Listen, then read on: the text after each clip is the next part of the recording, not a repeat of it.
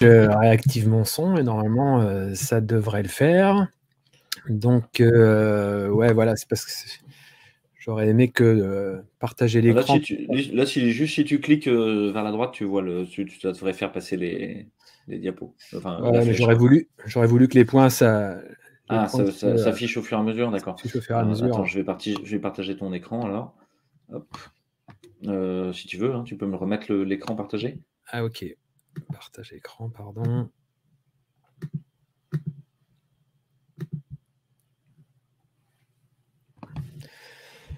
C'est parti. Voilà, donc je vous ai dit vouloir m'attarder ce soir sur les biais cognitifs de la pensée matérialiste. C'est en fait un essai qu'on avait coécrit, Philippe Guillemant et moi, qui a été publié dans un premier temps sur le blog de Philippe, et que Philippe a intégré sous la forme d'un chapitre de son dernier bouquin, Le grand virage de l'humanité. Voilà. Alors, un biais cognitif, c'est quoi déjà? C'est une distorsion dans le processus de la pensée. Et il entraîne avec lui un manque de discernement qui va se traduire par une déviation systématique de la perception du réel en direction de l'irréel. C'est quelque chose qui est assez bien connu en psychologie ou en sciences cognitives. Et leur existence, elle a été particulièrement popularisée, à juste titre au départ, par les mouvements sceptiques ou zététiques, pour dénoncer la tendance du public à croire un peu trop naïvement dans les allégations du paranormal et autres phénomènes inexpliqués. Mais il s'en est toutefois suivi une récupération tendancieuse dans la mesure où ces biais sont, dans les faits, instrumentalisés pour servir une idéologie matérialiste à laquelle ces mouvements font généralement allégeance. Et cette instrumentalisation qui consiste pour les esthéticiens à faire passer ce qu'ils appellent les croyants pour des personnes dont le cerveau serait plus biaisé que le leur, eh ben, elle doit être signalée parce qu'il n'y a aucune étude qui spécifie que telle ou telle croyance soit plus sujette à ces biais cognitifs qu'une autre.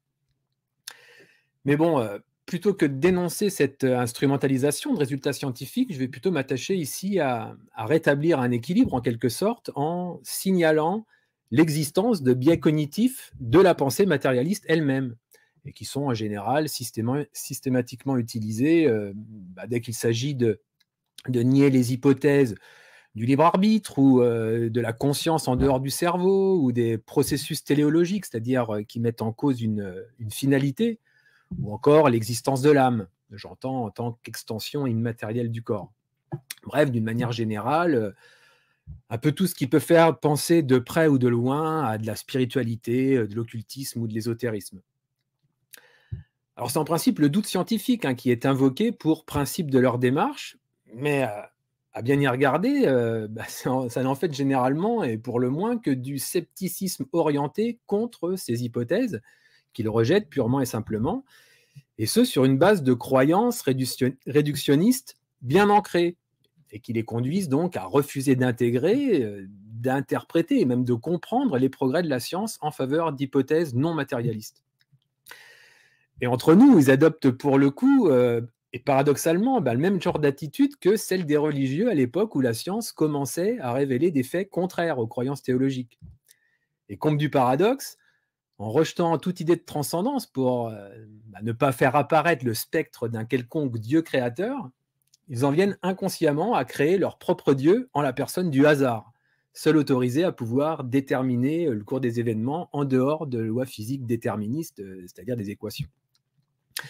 Bon, alors j'aurais pas le temps ici de développer chacun de ces biais, dont la liste n'est d'ailleurs pas exhaustive.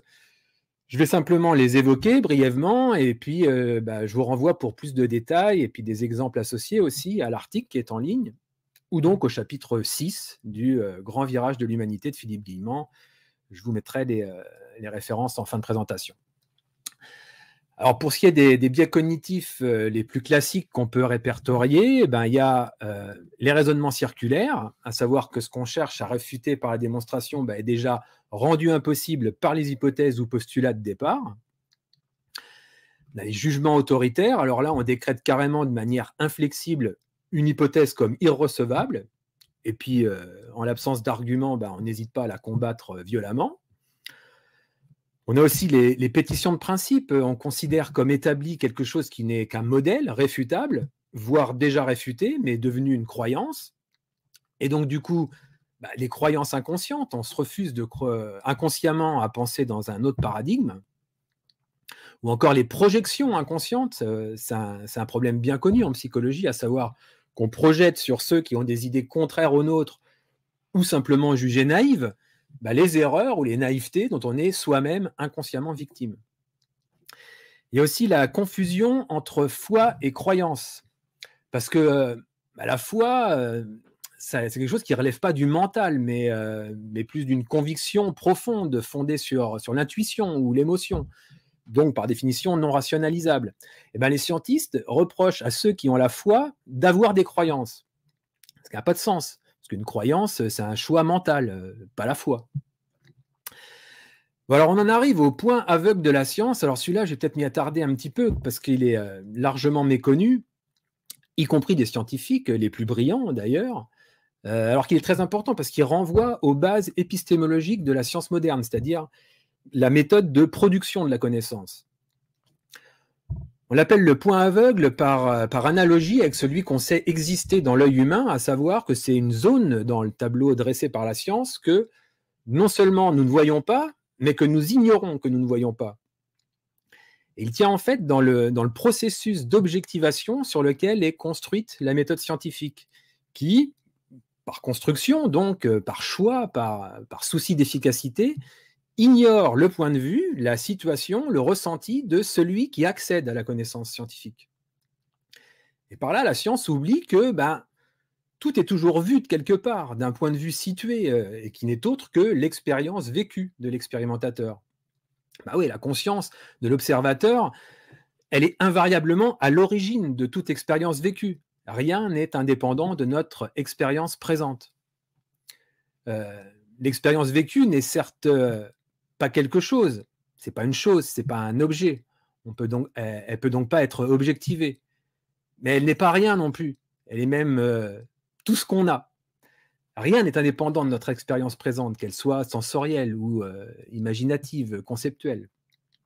Vous voyez ainsi que pour exister, la science a besoin de soustraire son propre point de départ, qui est l'acte d'accéder à la connaissance.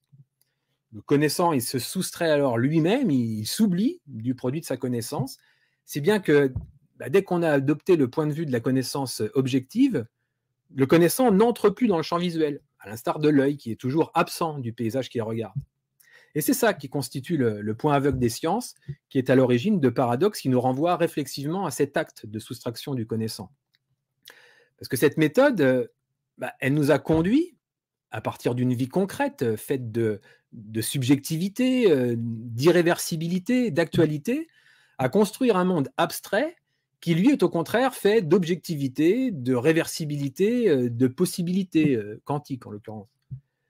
Mais depuis lequel, ce monde abstrait, on voudrait remonter au concret du vécu. Ce n'est pas étonnant que ça pose problème, et tout particulièrement à ceux qui voudraient faire de la méthode scientifique une caution apportée à des croyances réductionnistes. Sur l'origine physique de la conscience, par exemple. Comment voulez-vous donner une explication objective du subjectif? Et l'ignorance de ce point aveugle, en fait, à l'origine de la négation de toute transcendance.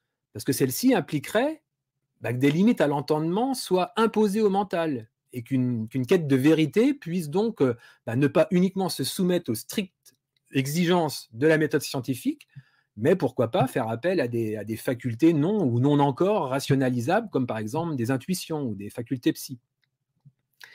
Et puis ce point aveugle, il est lui-même à l'origine de deux autres biais qui sont le rejet de l'inexplicable, à savoir que le refus d'envisager que la science actuelle puisse être inaboutie, incomplète, et donc par conséquent laisser sans explication un certain nombre de phénomènes, conduit à une position de rejet consistant généralement à affirmer que tel phénomène ne peut exister ou ne peut être qu'une illusion, car il est contraire aux lois de la physique. Il est pourtant notoire que la physique n'est pas aboutie et que les phénomènes inexpliqués sont légion. Et puis le refus de discernement, à savoir qu'à force de vouloir simplifier la réalité au travers du filtre réductionniste pour éliminer toute subjectivité, on aboutit paradoxalement à une subjectivité maximale qui est due à l'absence de discernement imposée par le filtre lui-même. Bon, je passe très vite sur les 2 derniers biais qu'on ait répertoriés, pourtant non des moindres, hein. La protection de l'ego, de loin le biais le plus courant, qui est dû à la volonté vitale de surtout pas apparaître comme manquant d'intelligence, hein. La peur de paraître inintelligent est tellement ancrée dans nos sociétés occidentales que pour l'ego, bah, il devient alors plus important de paraître intelligent que de l'être réellement. Et puis bien sûr, les conflits d'intérêts, les fameux, que nous avions omis lors de l'écriture originelle de l'article, mais que Philippe a bien opportunément rajouté lors de la publication dans le chapitre du grand virage de l'humanité. Bon voilà, il y en a certainement bien d'autres, mais j'ai déjà été un peu long, alors excusez-moi, je conclus juste en disant qu'il faut quand même reconnaître l'utilité des personnes qui prêchent la rigueur scientifique, hein, qu'ils se disent matérialistes, sceptiques, rationalistes, cartésiens, que sais-je, car bah, ces personnes, elles évitent que se répandent trop facilement des croyances irrationnelles ou des dérives sectaires. Cette rigueur, elle devrait être soumise à une certaine discipline de la pensée fondée sur un ordre établi de croyances scientifiques et reconnues comme telles. Et ce, d'autant plus dans une époque où la science n'a de cesse de remettre en question cet ordre et ses propres fondements. Il devient alors vital de relâcher la contrainte de rigueur pour laisser rentrer en science l'ouverture d'esprit, l'imagination, la créativité, l'intuition. Il en va en fait de la crédibilité de l'autorité scientifique installée, sous peine d'aboutir à l'effet contraire, en l'occurrence une fuite de l'intelligence en dehors de la science, qui conduirait à un foisonnement de pratiques et de croyances douteuses, comme c'est déjà plus ou moins le cas avec le New Age, mais qui s'auto-justifie quelque part de par la rigidité mentale de ceux qui prétendent les combattre en conservant l'ancien paradigme. Un cercle vicieux donc. Et pour revenir à un cercle vertueux, il conviendrait juste de remarquer que ce ne sont pas les vrais scientifiques qui ont des raisons de s'opposer à l'évolution de la pensée vers un nouveau paradigme, car il est dans leur nature à eux de bouleverser la pensée. Non, le problème vient essentiellement des pseudo-scientifiques qui constituent la masse des numéros 10, là, ceux qui sont biaisés par leur ego, et qui jouent un rôle d'épouvantail en dissuadant les vrais scientifiques d'investir les domaines de recherche potentiels qui seraient susceptibles de conduire la science vers ce nouveau paradigme, dont l'humanité a bien besoin pour sortir du parc de la pensée que la pseudoscience matérialiste a érigé et qui est devenu bien trop étroit et aliénant. Voilà, je vous remercie de votre attention. Je vous laisse avec ces références pour ceux qui veulent voir ça d'un petit peu plus près. Voilà, merci à tous.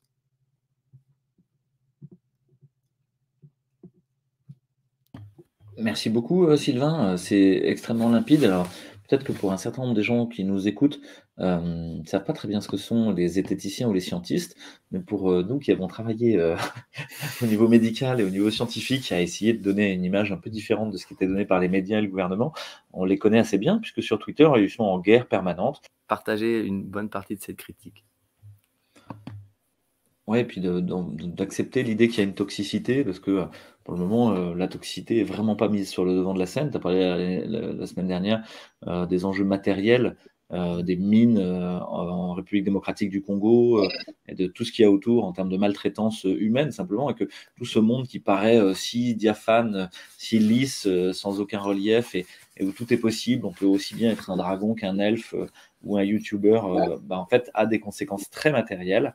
De destruction du monde accélérée, de destruction des liens entre les humains, puis de l'humain lui-même, puis de la nature. Yep. Et après, je ne sais pas, est-ce que je la remets la petite couche sur Thor ou une autre fois? Vas-y, la parole est libre. Ouais, vite fait, hein. C'était pour dire, en fait, aujourd'hui, pas mal de gens qui ont commencé à comprendre qu'on avait assez peu d'anonymat sur Internet, et qui se sont dit que la bonne manière de surfer anonymement, c'était d'utiliser The Onion Routing. C'est un algorithme. Alors après, je ne vais pas expliquer un peu ici, ceux que ça intéresse, ils trouveront facilement des explications sur la toile. Le principe est juste d'éclater l'info dans tous les sens pour que elle passe par tout un tas de serveurs différents et qu'elle ne suive pas, que toute l'info passe pas sur un chemin, mais aille sur tout un tas de chemins qui vont se reconcentrer plus loin. Et à chaque étape, c'est encrypté différemment et tout. Donc, en gros, c'est présenté comme on ne pourra jamais reconstituer le signal de l'extérieur, donc ça garantit l'anonymat. Alors, en pratique, on a déjà des cas où des gens sont tombés à utiliser cet outil parce qu'ils n'étaient justement pas anonymes. Je ne rentrerai pas dans les détails techniques, mais après, qui a inventé Tor? les mêmes que ceux qui ont inventé Internet, la DARPA. Et quand les services de recherche de l'armée américaine proposent un outil et le mettent je sais pas comment dire, en exploitation universelle, enfin le proposent à tout le monde, moi je doute un peu. Ça a été présenté comme un outil qui allait permettre aux dissidents de leur pays, dans le sens où ils étaient évidemment pro-américains, de pouvoir échapper à la censure locale, sachant même qu'elle est aussi organisée avec les GAFA, enfin on va pas rentrer dans les détails, mais qui collabore beaucoup avec les régimes dits autoritaires, parce que c'est un petit peu plus subtil que la manière dont on nous présente les choses en général. En attendant, en gros, moi, il y a un truc qui me bloque quand le rôle des services secrets, c'est de tout savoir sur tout, tout le temps. C'est ce que fait la NSA. Et l'idée qu'on propose un outil qui va permettre à échapper à ça, que en gros, le renseignement américain dit on vous met à disposition un truc qui va vous permettre de nous échapper, donc de construire éventuellement des actes anti-américains, du terrorisme, etc., sous prétexte de proposer de la démocratie. On vous donne un outil clé en main qui vous permet d'échapper à notre contrôle. Moi, j'ai un petit peu du mal avec ça. Après, on va me dire, ah oui, mais on a revu les codes, il n'y a pas de backdoor. Quand on a inventé un algorithme, on n'a pas besoin de porte de part derrière pour accéder aux data. On sait exactement comment faire pour reconstituer tout, étant donné que c'est nous qui l'avons conçu. Et les gens qui ont vérifié que ça collait, ils n'ont pas ce recul, à mon avis, et ils ne se rendent pas compte. Et pour terminer, je dirais que les gens qui vont sur le Darknet et qui utilisent Tor, c'est en général là pour tout un tas de trafics illicites, trafic d'armes, trafic d'organes, trafic de prostitution et que sais-je encore, tous ces trucs les plus dégueulasses. C'est évidemment ce qui intéresse le plus les services secrets. C'est évidemment ça qu'ils veulent contrôler le plus. Donc, c'est évidemment en proposant aux gens qui veulent se planquer un endroit où ils vont être sous une très haute surveillance que ça devient intéressant, me semble-t-il. Voilà. Merci, Nat. Donc, tous ceux qui pensent être anonymes. Et juste une dernière chose sur l'anonymat sur Internet. J'ai quelques copains qui touchent un peu. Pour être vraiment anonyme sur Internet, il faut tout changer toutes les 3 semaines. Les algorithmes, le matériel. Il faut acheter des trucs aux puces. Il faut aller sur des réseaux publics avec des trucs encryptés, avec des OS passe-partout, enfin des operating systems, pas Windows, quoi, des trucs de Linux bien foutus. Et changer sans arrêt, se renouveler sans arrêt, changer de place sans arrêt, parce que dès qu'on fait quelque chose d'un peu touchy, un petit peu délicat, voilà, on a toute la pieuvre qui commence à se concentrer sur nous, donc il faut échapper constamment. Et ça, il y a extrêmement peu de gens qui maîtrisent ce genre de choses. Surtout pas les gens qui pensent avoir une solution toute faite pour aller anonymement sur Internet. Voilà. Merci, d'autant que si on reprend historiquement certains faits, l'écriture du Panopticon, en fait, par Jeremy Bentham, est intéressante là-dessus. Le Panopticon, c'est l'idée d'un bâtiment où tout serait visible à l'intérieur depuis n'importe quel endroit. Et finalement, ce serait une sorte de bâtiment en verre où on aurait une transparence absolue. On serait enfin dans un monde libéré de l'ombre, des choses cachées, etc. Et ce Panopticon, Jeremy Bentham le met en place comme la meilleure des prisons. C'est une prison, le Panopticon. Il est conçu comme ça, ce bâtiment-là.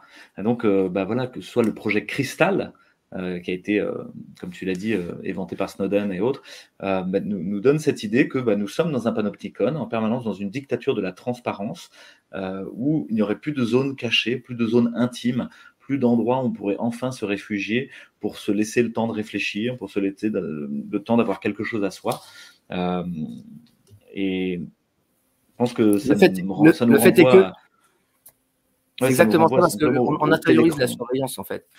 Internet a ce même truc que le Panopticon, c'est que quelque part, d'ailleurs je dirais les petits cons tombent dans le panneau avec Internet, faut faire un jeu de mots pourri, à partir du moment où on a la sensation de pouvoir être surveillé à n'importe quel moment, sachant qu'on ne sait pas à quel moment on l'est, mais qu'on peut l'être à tout moment, eh ben on change de comportement et on se conformise de plus en plus, sans s'en rendre compte. Et c'est ça le secret de la cybernétique. Ça rejoint complètement.